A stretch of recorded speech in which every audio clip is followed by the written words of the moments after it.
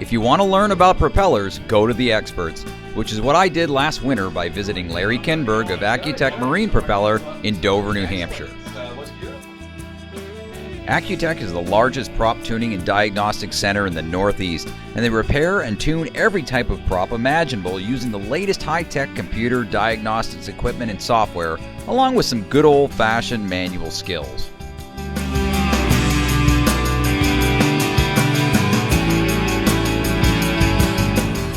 When it comes to prop damage, Kinberg has seen it all, and he showed me some common examples, starting with a manganese bronze propeller suffering from demetallization. So you have some props right here, I see, Larry. Can you show us some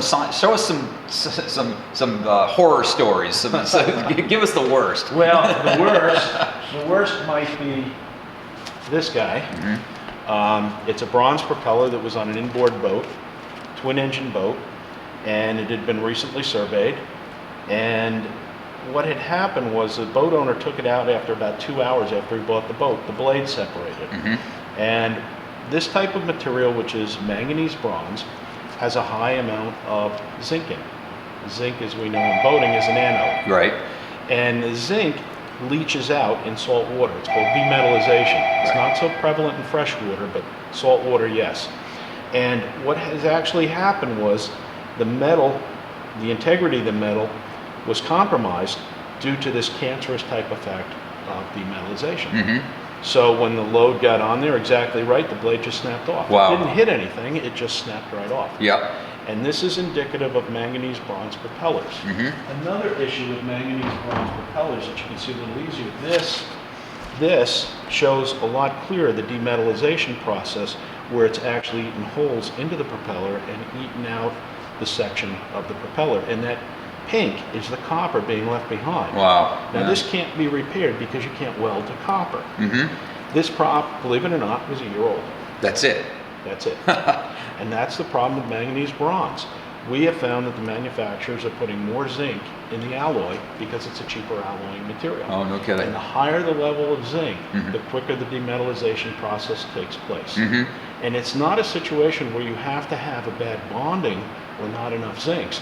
You could take a manganese bronze prop all by itself, lay it in the bottom of the ocean, and it's going to demetallize on its own mm-hmm. Mm-hmm. because of the alloys. Right. As compared to its counterpart, which is nibral, nickel aluminum bronze, has no zinc in it. Okay. So you don't get this. Right. So talk a little bit more about nibral and the benefits of that. Well, nibral, this is a nibral propeller. This one has been refurbished. This is a nibral propeller. Mm-hmm. With some ugly damage. Oh boy, I'll tell you, that thing's been to the ringer. Yeah. And the nice thing about nibral, it's a lot easier to fix than manganese bronze. Yeah.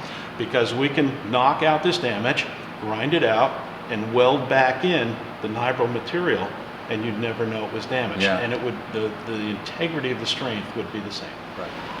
This is a stainless steel propeller that didn't hit anything.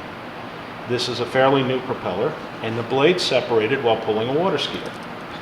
This blade flew off, went over 150 yards and almost hit somebody, took out a plate glass window.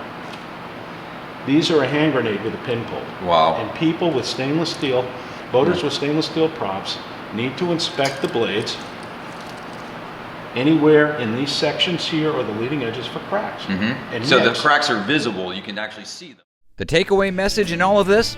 Understand the pros and cons of different prop materials, make sure to inspect your props on a routine basis, and purchase a brand you can trust. Anything less and you could end up in the Accutech nightmare file.